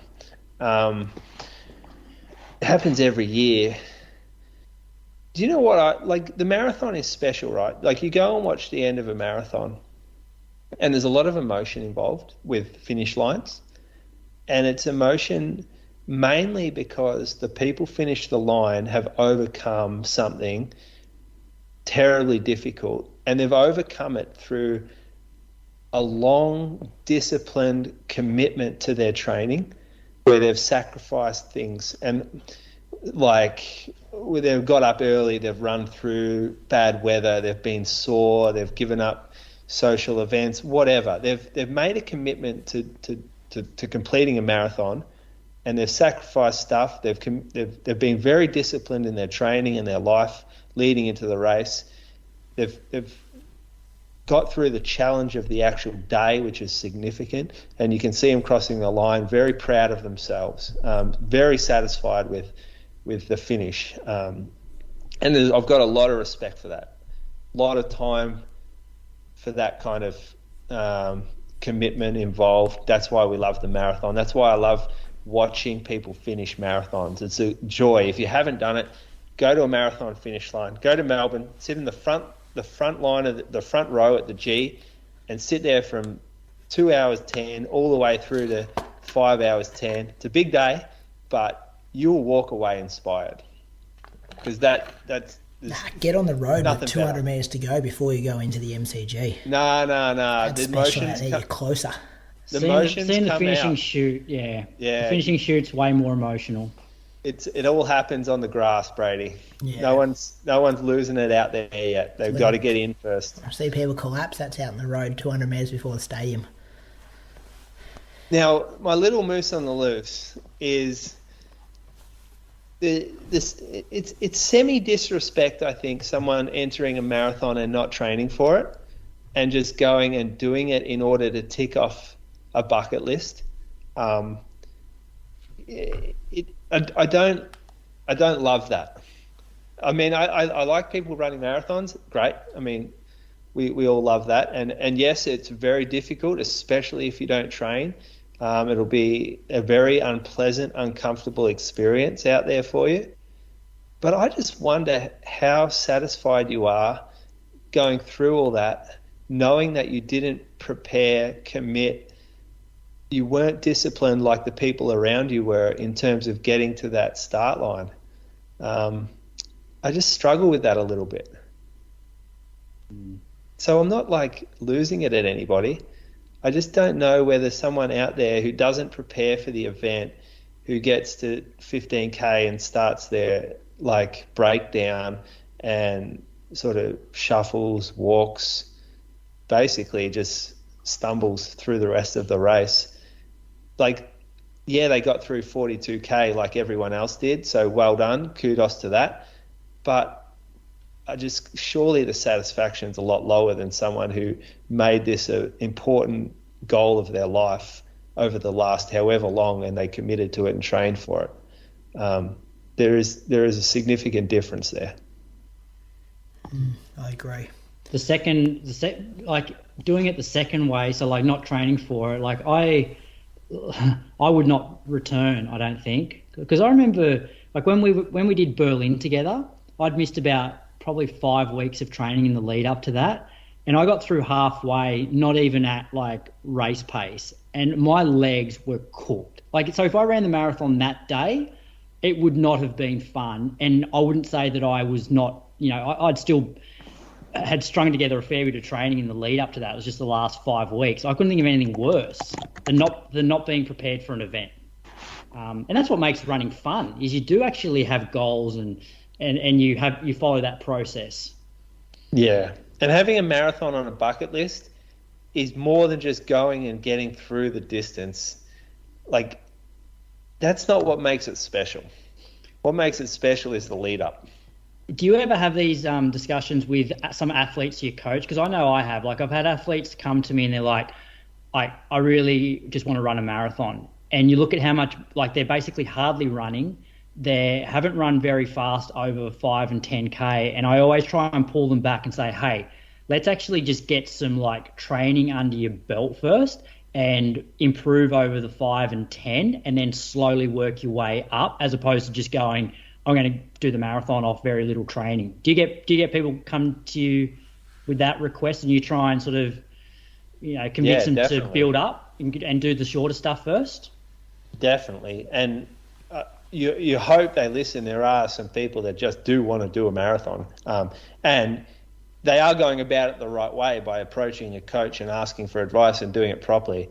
But those that are in it for a longer term thing will listen to you and go, yeah, let's take this sensible approach. In order to train for a marathon, you need to do those long runs, and you can't do those long runs after completing a Couch to 5K program. Like, there's so much more in between. You need to prepare adequately to handle the training involved, and that's what gets missed mainly, is the preparation phase before the marathon gets ignored, forgotten, dismissed. Whereas I feel like that's probably the most important thing about marathon training, is hitting the marathon block ready to absorb it, ready to take advantage of the long sessions, not just struggle through them. Yeah. Good work there, boys. Some good stuff. Any last training tips for people entering the taper? Few listeners to be in this boat. Hold your nerve. Not like Christian from Norway. Don't get insecure at the last moment. Hold your nerve. You've done the right stuff. Now just trust it. Don't punch one last one, Moose. That is a sign of an insecure man right there, who needs to go out and run a hard 30K 10 days before his race. Croaks, any wisdom? No, just don't try and prove your fitness now. Save it for race day. Yeah, trust in it. Look back on your training if you need to get a pump up, a bit of security. Don't have to worry about training hard between now and race day. Do all the other stuff that you can sort out. I was putting people in the direction of your interview, Moose, with Steph Gaskell and Alan McCubbin. Late November last year. People should be thinking about this. Like, what are you doing for your carb load? What are you doing with your nutrition, gel plan? Like, all that stuff now. This is where you can make or break your race as well. Re-release that. That's a good idea. Get it up. Well, yeah, I might just actually re-release it instead of sending people back there. Yeah, I'll put it out later in the week. I think we've had them on twice, so I might put both their interviews together. Yeah, there was one that was specifically around this stuff, I reckon. But I think the second one. Where's the first one? Yeah, I'll put the first one leading into the second one. Yep. That's a good idea. Little good things to think about like that. Rightio, boys, that's done talking Nike Melbourne Marathon. We've got our live stream show. Remember we did this last year. Mono came on last year. Who else came on last year? Brett Robertson came on. Tim Crosby came on. We're doing it again. It's going to be this Sunday night at 7:30pm. Australian Eastern Standard Time, Bradley. I got that right, haven't I? Yeah. Daylight savings the week after. That's another thing to think about if you're doing Nike Melbourne Marathon. Daylight savings changes the night before. So, hey, boys, did I tell you I entered Melbourne Marathon? You in, are you? What are you doing? Chucked an entry in. Going to run a bit of the marathon at the start. Me and you both. What are you doing? Oh, yeah, I'm not going to be out the front, though. Go back and listen to you Moose on the Loose. Yeah. Did you pay for an entry? I got an entry, yeah. Went through the official channel, got the entry. What, for free? Who'd you pay for it? I didn't pay for it, but I got it. I've got a code for you I could have given you. How far are you going to go, Moose, and at what pace? Yeah, who are you I'm going to go, well, at this point, 15K, I think, at about 3:35s. No, that's sensible. That's the plan. Who are you pacing at that pace? Well, there'll be a few of the Surf Coast Track Club elites. Boys. Kieran Payton, Doki. Tell them to just go a tiny bit quicker. I'm only going to be 5 seconds up the road, I think. 7 seconds up the road. What, per K? Yeah. Oh, well, that's a lot. Bank a bit of time early, boys. I thought you were pacing Nath. No, I think I'm pacing Izzy now. Oh, right. Yeah. Paid gig? Nah, not paid, mate. Just a way to do a workout. Just a way to get my workout done for the week. Dumps his athlete pretty quick for the glory. Yeah. See you, Nate. Wants a bit of airtime. See you, Nate. I know where the Instagram cameras will be. Archie's pacing Nate, boys. Relax. Oh, you shouldn't do that, boy. We've got the big fella organised down there. Got those couple of kids out front. We've got a couple of different options. And because it's not a paid gig, I think they're just happy for me to pick and choose whichever one I want. But Izzy's an option. There's also the Canyon ladies out the front is also an option. And then there's Nath Stote, who's also an option. So you've given Izzy's pace goal away. I like that. What did I say? 5 to 7 seconds ahead. Yeah, I think something like that. I'd have to reread. We'll ask Tim Crosby this Sunday night, because that's why we're talking about this stuff. That live show's happening. Tim Crosby will be back to preview the elite field. Ben Toomey from Moreton is going to be there, and Izzy Bat-Doyle is going to be there for one of the segments as well. So you can just ask her then, Moose, if you want to, and see what I know now already. Her plan is. But she punched that half in again? She was 111 something, 111.30 maybe. 2 weeks out. I can see what happens here. Brady starts pacing Izzy, and then sees like the Africans just up the road, leaves Izzy, goes and jumps up there for a bit, and then I don't know, kicks down, catches up to Nath. Got a few blokes trying to break 3 hours. I might go trot back and pace them for a while as well. You just want to get a finisher's medal, I reckon, boys. Anyway, That will be that. Me and Moose will be at the live show after the race there. Be able to share war stories there. Shoe Geeks went out today, everyone. To Patreon. Road to Berlin, Wednesday night, Thursday morning, depending on how late that goes. So keep an eye out for that one. Melbourne Marathon after party after the live show. There's a Facebook event floating around if you want details there. I think that's it, boys. I think that's it. Big show tonight. It's meant to be a quick one. What are you doing, Brad, between now and next week? Working? A bit of work and hopefully stringing together 7 days of running. That's good. That's a goal. Moose, what are you doing? Same thing, I reckon. Did you? Your birthday party's next week. Did you know? Oh no, we're going later. But Pia's birthday's the week. It's Melbourne weekend, isn't it? Oh yeah. But she put out the birthday invitation wrong date, so we've committed to the wrong date from now on. So Hudson's is this week. So it goes Lily, Hudson, Pia all in 3 weeks. Mm-hmm. What's Hudson, like 3? 3, yep. Where'd those 3 years to go, boys? Time flies when you're having fun. Is he bigger than you? Pretty close, yeah. Just got to get him to work on that bat design. You weren't happy with the way he drew that bat on that T-shirt. But anyway, he's going to be shattered when he listens to this when he's 20. All right, boys, we're done. We'll see you next week, listeners. Thanks for tuning in. See you Sunday. Yeah. Sunday. Oh, yeah, Sunday. See you then. Bye. This episode of the Inside Running Podcast is brought to you by Pillar Performance, Australia's leading sports micronutrition brand, providing high-strength, informed, sport-certified formulations to support recovery, boost immunity, and relieve joint inflammation for endurance athletes. Available online now at pillarperformance.shop.